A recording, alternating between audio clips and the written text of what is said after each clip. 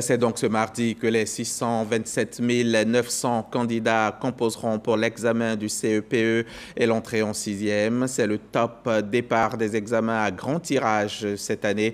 Et tout à l'heure, dès 7 h, la ministre Maria Tokone a donné le coup d'envoi des épreuves au groupe scolaire à Mondabi-Catherine dans la commune du Plateau. C'était en présence de Sephora Zegui.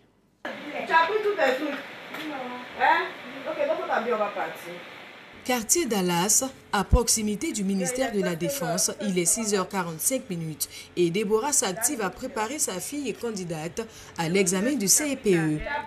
Dernier contrôle puis petit déjeuner avant le départ pour le groupe scolaire à Mondabi-Catherine, son centre de composition. Pariane, 13 ans, affronte pour la première fois cet examen. Elle a pour ambition de le décrocher avec un score de 160 points.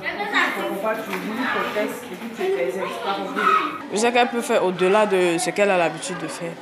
Elle travaille très bien à l'école. Je n'ai pas peur pour l'examen.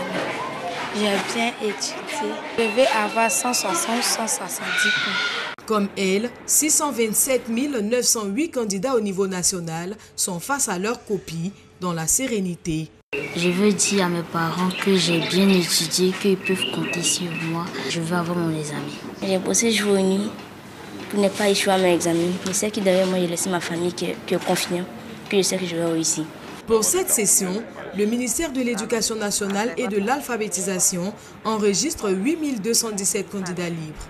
Parmi eux, Martine Botia, 46 ans, employée dans une structure privée. On demande le premier diplôme. J'ai fait la demande où je suis quittée. On me dit qu'on ne retrouve pas.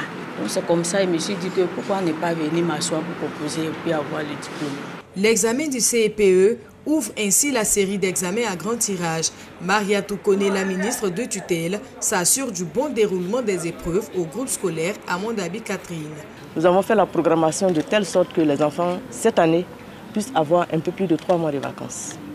Et donc, après les examens, ils auront un bon temps de repos. C'est de souhaiter bonne chance à tous les enfants. Et je suis persuadée que les résultats seront meilleurs parce que, comme je l'ai dit, cette année, vraiment, il n'y a pas eu de perturbation. Tout s'est bien passé. Et je voudrais profiter de votre micro pour saluer tous les syndicats qui nous ont accompagnés dans la normalisation de l'année scolaire. Cette année encore, la lutte contre la tricherie et la fraude aux examens continue, bien que celle des années antérieures a produit de bons résultats. La lutte contre la fraude est en train de payer parce que les chiffres sont en train de baisser de façon drastique et ça veut dire que les enfants eux-mêmes, les candidats, ont pris conscience de l'intérêt d'étudier, de l'intérêt d'apprendre leurs leçons parce que ce sont des examens, ce n'est pas des concours. Et nous en sommes vraiment heureux. 311 352 filles et 316 556 garçons prennent part à l'examen du certificat d'études primaires et élémentaires CEPE.